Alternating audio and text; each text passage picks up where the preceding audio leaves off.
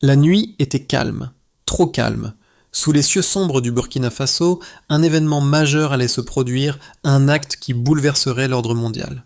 Des drones, silencieux et invisibles, dominaient le ciel africain, leurs ailes s'étendant sur des kilomètres. Mais cette nuit-là, un jeune leader, Ibrahim Traoré, allait redéfinir les règles du jeu. Ce n'était pas une simple opération militaire, mais un acte de défi audacieux, un message clair à ceux qui croyaient que l'Afrique resterait sous contrôle. Ibrahim Traoré, un homme encore jeune, mais déjà un leader déterminé, allait marquer l'histoire du Burkina Faso. Le pays, longtemps soumis aux influences extérieures, allait prendre un virage décisif. Ce n'était pas simplement une question de défendre l'espace aérien du pays, mais de revendiquer son droit à la souveraineté. Dans un monde où les petites nations se trouvent souvent sous la pression des grandes puissances, le Burkina Faso allait envoyer un message fort. Pour Traoré, cette action militaire marquerait un tournant, mais l'enjeu était bien plus grand. Il s'agissait de faire comprendre que son pays ne serait plus une victime, mais un acteur sur la scène internationale. Ce choix risquait d'avoir des répercussions profondes sur la politique mondiale, mais il n'avait pas d'autre option. Le destin du Burkina Faso, et peut-être même celui du continent africain, se jouait en cette nuit. Cette nuit-là, les témoins ont d'abord cru qu'il ne s'agissait que d'une rumeur.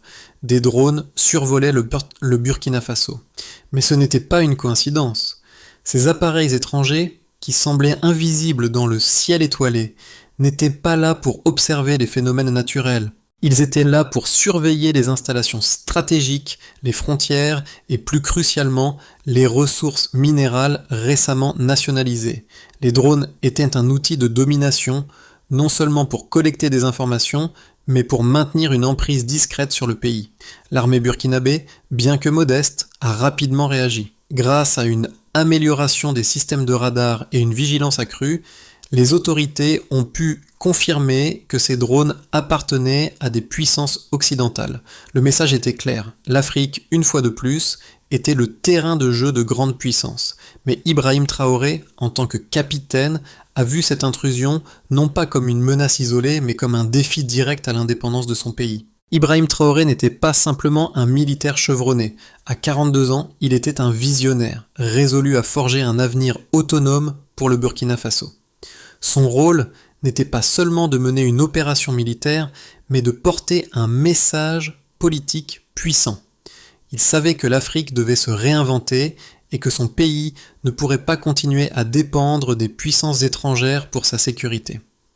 Lorsqu'il apprit que des drones étrangers survolaient l'espace aérien burkinabé, Traoré comprit que ce n'était pas un incident banal.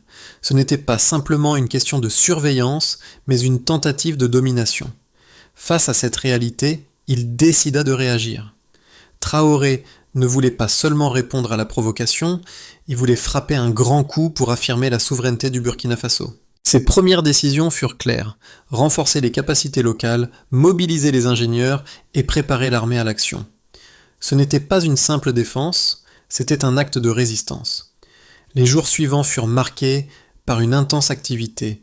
L'armée burkinabé, bien que manquant de ressources, ne perdit pas de temps à se préparer. Ibrahim Traoré, avec une détermination sans faille, ordonna de perfectionner les systèmes de radar, faisant appel à de jeunes ingénieurs pour améliorer la détection des drones.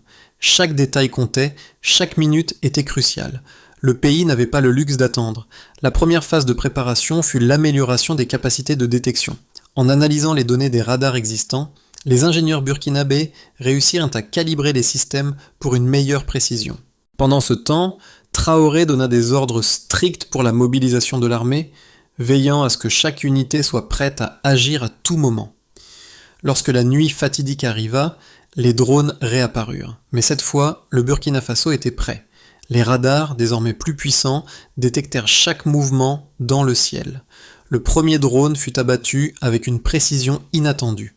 Ensuite, le second, puis le troisième, chacun tombant du ciel comme un message puissant envoyé aux puissances étrangères. Le Burkina Faso ne resterait plus passif. L'attaque contre les drones fut une réussite inattendue, mais les données qui suivirent confirmèrent l'ampleur de l'exploit. Ce n'était pas simplement une victoire militaire, c'était une démonstration technologique impressionnante. Le Burkina Faso, avec ses ressources limitées, avait réussi à déjouer des technologies de pointe utilisées par des puissances mondiales. Les chiffres ne mentent pas. Taux de détection, avant l'intervention, les systèmes radars du pays avaient une capacité de détection de 60%. Après l'amélioration des technologies locales, ce taux grimpa à 98%, un bond spectaculaire pour un pays aux ressources modestes. Cette avancée technologique, rendue possible par le travail acharné des ingénieurs locaux, changea la donne. Précision des frappes.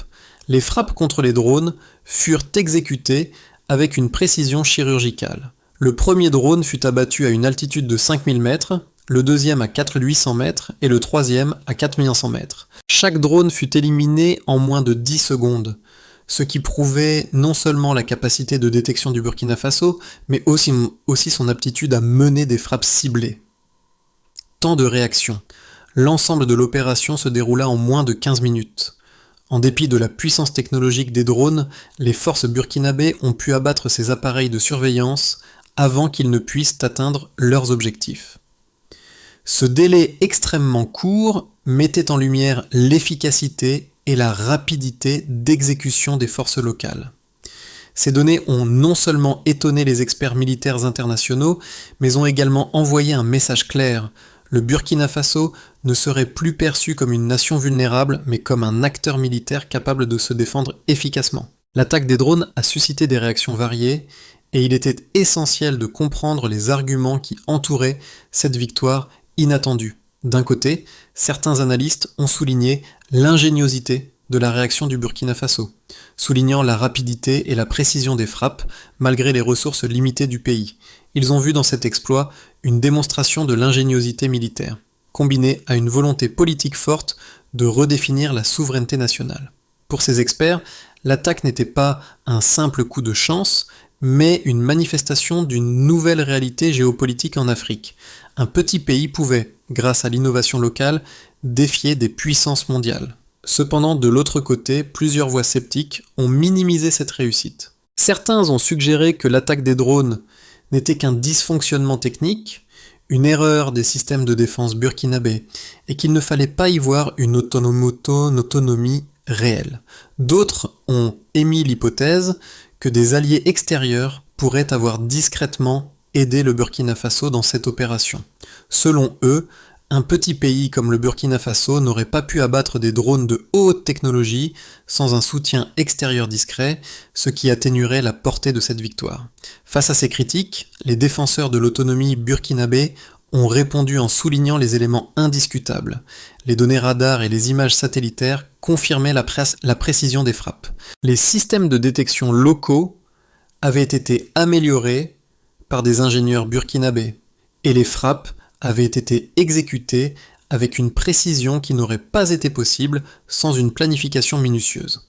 Ces défenseurs insistaient sur le fait que cette opération était le fruit de la volonté et de l'ingéniosité locale, et qu'elle avait envoyé un message fort à l'Afrique et au monde. Même un petit pays pouvait se défendre contre des puissances mondiales. Ce n'était qu'un début. L'attaque des drones, bien qu'historique, n'était qu'une première étape dans un plan plus vaste pour le Burkina Faso. Le pays venait de prouver qu'il pouvait se défendre efficacement, mais les véritables enjeux étaient bien plus importants. Traoré savait que l'attaque des drones n'était qu'une manifestation de l'indépendance naissante de son pays. Loin d'être un événement isolé, cela s'inscrivait dans une stratégie plus large de renforcement de la souveraineté nationale et de défi aux puissances extérieures. La véritable bataille allait se jouer sur le terrain diplomatique, politique et économique. Le monde observait, mais il ne comprenait pas encore la portée de ce qui venait de se produire. En neutralisant les drones étrangers, le Burkina Faso avait non seulement repoussé une invasion technologique, mais il avait envoyé un signal fort. L'Afrique n'était plus une terre d'exploitation passive. Ce message, bien qu'il semble simple en apparence, résonnait profondément à un moment où de nombreux pays africains luttaient pour affirmer leur souveraineté dans un contexte mondial de plus en plus polarisé. L'attaque contre les drones a eu des répercussions qui ont franchi les frontières du Burkina Faso. Ce n'était pas simplement un exploit militaire, mais un bouleversement géopolitique dont les effets se faisaient sentir à plusieurs niveaux. En Afrique, l'impact immédiat a été de renforcer un sentiment de fierté nationale. Le Burkina Faso, un petit pays du Sahel, longtemps perçu comme marginal, venait de démontrer qu'il pouvait se défendre efficacement, défiant ainsi les grandes puissances occidentales. Pour la population locale, l'événement a ravivé un fort sentiment d'indépendance et de dignité. Dans les rues de Ouagadougou, dans les villages éloignés, la fierté nationale s'est amplifiée. Les citoyens se sont sentis plus connectés à leur pays et ont perçu cette victoire comme un symbole de la souveraineté retrouvée. Cela a renforcé le tissu social et l'unité nationale, transformant un moment de crise en un catalyseur de résilience collective. Pour le Sahel et l'Afrique, l'attaque a également eu un effet d'entraînement sur la région. Le Burkina Faso est devenu un modèle de résistance contre les puissances étrangères. D'autres pays du Sahel, souvent sous influence ou dépendants des puissances occidentales pour leur sécurité, ont vu dans cet acte un modèle à suivre. Cette dynamique a intensifié les appels à une plus grande coopération interafricaine en matière de défense, avec l'idée de réduire la dépendance à l'égard des forces extérieures. Pour les puissances occidentales, les réactions ont été plus mesurées, mais elles ont révélé un malaise croissant. Les nations occidentales, qui avaient souvent vu l'Afrique comme une région à dominer, ont dû reconsidérer leur influence. Le fait qu'un pays aussi petit et en développement puisse non seulement détecter des drones sophistiqués, mais aussi les abattre, a jeté une ombre sur la perception de la puissance militaire occidentale dans la région. L'attaque a créé une nouvelle dynamique, une prise de conscience sur les vulnérabilités des systèmes de surveillance utilisés par les grandes puissances. Pour la communauté internationale, enfin, à l'échelle mondiale, cette opération a secoué l'ordre établi. Les analystes géopolitiques ont commencé à réévaluer les relations internationales, en particulier la position de l'Afrique dans ces relations. La capacité du Burkina Faso à se défendre seul, malgré ses ressources limitées, a remis en question le rôle des puissances étrangères en Afrique. Il est devenu clair que l'Afrique, en particulier les pays du Sahel, n'acceptaient plus d'être des spectateurs passifs dans la géopolitique mondiale. Les conséquences de cet acte ne se limitent pas à un seul pays ni à une seule région. Elles annoncent un changement profond dans la manière dont l'Afrique sera perçue et traitée dans les années à venir. Les mois à venir seront cruciaux pour le Burkina Faso et par extension pour le Sahel et l'ensemble du continent africain. 3 se dessinent, chacun avec des implications profondes pour la stabilité régionale et la dynamique mondiale. Dans ce scénario, le Burkina Faso continue de renforcer ses capacités locales, en mettant l'accent sur l'indépendance technologique et militaire. Le pays investit massivement dans la formation des ingénieurs, des techniciens et des militaires pour maintenir et développer ces systèmes de défense. Les partenariats avec d'autres nations africaines se multiplient, formant ainsi un réseau de défense régionale. L'objectif est de créer un système de défense panafricain où chaque pays contribue à la sécurité collective tout en minimisant la dépendance aux puissances extérieures. Dans les 6 à 12 mois à venir, on pourrait voir une augmentation des capacités militaires de plusieurs nations africaines inspirées par l'exemple burkinabé. Un scénario plus optimiste pourrait voir une Afrique plus unie et indépendante sur la scène mondiale. Le succès du Burkina Faso inciterait d'autres nations africaines à revoir leur approche de la souveraineté et de la défense. Une plus grande coopération militaire et technologique pourrait voir le jour, avec un accent sur la sécurité régionale et la réduction de la dépendance vis-à-vis des puissances étrangères. L'Union africaine pourrait entamer une réforme en profondeur, renforçant les capacités de défense communes et lançant des initiatives pour encourager l'innovation locale. Ce scénario ouvrirait la voie à une Afrique plus autonome, capable de définir ses propres politiques en matière de sécurité et de géopolitique. Dans un scénario plus sombre, les puissances occidentales pourraient réagir avec une pression accrue sur le Burkina Faso. Des sanctions économiques et diplomatiques pourraient être imposées, tandis que des actions secrètes visant à déstabiliser le gouvernement de Traoré seraient envisagées. L'Occident pourrait également intensifier ses opérations de renseignement et ses initiatives militaires pour contrer l'indépendance croissante du Burkina Faso. Cette situation pourrait conduire à une escalade de la violence, à une guerre par procuration dans le Sahel où des acteurs tiers soutiendraient des groupes rebelles ou des gouvernements hostiles à l'indépendance du Burkina Faso. Une telle situation pourrait créer une instabilité encore plus grande dans la région, affectant la sécurité de milliers de civils et exacerbant la crise politique. Dans tous les cas, Les événements des prochains mois seront décisifs pour l'avenir du Burkina Faso et pour la manière dont l'Afrique sera perçue et traitée par les puissances mondiales. Le choix du Burkina Faso pourrait bien être le catalyseur d'un changement profond dans les relations internationales, et la région du Sahel pourrait devenir un terrain de lutte pour la souveraineté des nations africaines. L'attaque des drones par le Burkina Faso n'est pas qu'une simple victoire militaire. C'est un appel à l'action pour l'ensemble du continent africain et, au-delà, pour tous ceux qui se battent pour leur autonomie et leur dignité. Le message envoyé par Ibrahim Traoré et son équipe ne concerne pas seulement les États africains, mais toute nation qui aspire à la souveraineté et à l'indépendance face à des puissances plus grandes. Pour les pays du Sahel et d'autres régions vulnérables, cette opération a offert une nouvelle perspective, l'idée que même les nations les plus petites et les plus isolées peuvent se défendre et changer les règles du jeu.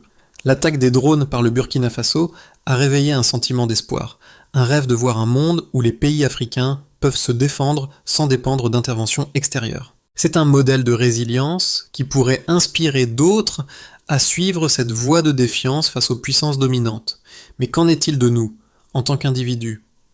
Ce moment historique nous invite à réfléchir à la manière dont nous pouvons, chacun à notre niveau, participer à des changements significatifs. Si un petit pays peut se lever et résister contre des forces mondiales, que pouvons-nous accomplir dans nos propres vies, dans nos communautés et dans notre engagement envers un monde plus équitable et plus autonome ? L'histoire du Burkina Faso nous montre que même face à des défis énormes, il est possible de redéfinir le destin et de prendre des décisions audacieuses. L'attaque des drones par le Burkina Faso marque une étape importante dans le chemin vers une souveraineté totale, mais ce n'est que le début. Pour que cette victoire puisse se traduire par un renforcement durable de l'indépendance du pays, plusieurs étapes cruciales doivent être franchies dans les mois et années à venir. Voici un plan en 3 étapes pour garantir la pérennité de la souveraineté du Burkina Faso et renforcer son rôle dans la région. Le Burkina Faso doit investir massivement dans l'éducation et la formation de ses jeunes ingénieurs, techniciens et militaires. En développant des programmes de formation spécialisés dans les technologies de radar, la cybersécurité et les systèmes de défense aérienne, le pays pourra maintenir et même renforcer ses capacités de défense. L'objectif est de créer une génération de professionnels hautement qualifiés, capables de concevoir et d'entretenir les technologies locales de défense sans dépendre d'acteurs extérieurs. Ce processus, en s'appuyant sur les compétences locales, permettra au pays de continuer à évoluer sans être soumis à l'influence étrangère. Pour garantir la sécurité à long terme, le Burkina Faso devra consolider ses alliances avec d'autres nations africaines. Le Sahel, ainsi que l'ensemble de l'Afrique de l'Ouest, doit développer un système de défense régionale où les pays partagent des ressources, des renseignements et des capacités militaires. Cette coopération régionale est essentielle pour créer un bouclier de protection contre toute tentative d'ingérence extérieure. Le Burkina Faso pourrait jouer un rôle clé dans la mise en place de ce réseau de défense qui s'étendrait au-delà de ses frontières pour inclure des partenaires stratégiques à travers le continent. Une autre étape cruciale sera d'augmenter l'influence diplomatique du Burkina Faso, non seulement sur le continent africain, mais également à l'échelle mondiale. Le pays devrait participer activement aux discussions internationales sur la souveraineté, la sécurité et les relations interafricaines, en démontrant que des nations comme le Burkina Faso peuvent se défendre et protéger leurs ressources sans dépendre des puissances extérieures. À travers cette démarche diplomatique, le Burkina Faso pourrait renforcer son image de leader dans la lutte pour la souveraineté nationale et l'indépendance militaire, et inspirer d'autres pays à suivre un chemin similaire, qu'une petite nation peut se lever et changer le cours des événements. Cependant, pour que cette transformation soit durable, il faut un engagement constant à renforcer les capacités locales, à bâtir des alliances solides et à faire entendre sa voix sur la scène mondiale. La nuit où les drones ont été abattus, quelque chose de plus profond s'est joué. Ce n'était pas seulement une victoire contre des appareils sophistiqués, mais un acte de souveraineté retrouvé, un message fort adressé au monde. Le Burkina Faso n'est plus un observateur passif, mais un acteur pleinement conscient de son pouvoir. Cette nuit-là, le ciel qui semblait dominer le pays, surveillé par des drones étrangers, est devenu un symbole de liberté et de dignité retrouvée. À ce moment-là, Un changement irréversible a eu lieu. Les habitants du Burkina Faso, des jeunes aux anciens, ont vu leur rêve de souveraineté non seulement validé, mais incarné. Ce ciel autrefois surveillé est désormais un symbole d'une nation prête à défendre son futur, de citoyens unis par un sentiment de fierté retrouvée. Le ciel du Burkina Faso appartient maintenant à ses citoyens, et ce n'est que le début, entier, qu'une petite nation peut se lever et redéfinir les règles du jeu en matière de souveraineté et de défense. Cette histoire n'est pas seulement celle d'un exploit militaire, mais celle d'un peuple qui a pris son destin en main. Ce que vous avez entendu aujourd'hui est un appel à tous ceux qui croient en la dignité, en l'autonomie et en la justice mondiale. Alors quel sera votre rôle dans cette transformation? Comment allez-vous contribuer à un monde où chaque nation, qu'elle soit grande ou petite, peut se défendre et revendiquer sa place dans l'histoire? Discutez-en autour de vous et engageons-nous ensemble à faire entendre la voix de ceux qui se battent pour leur indépendance. Le changement commence avec nous, un pas à la fois.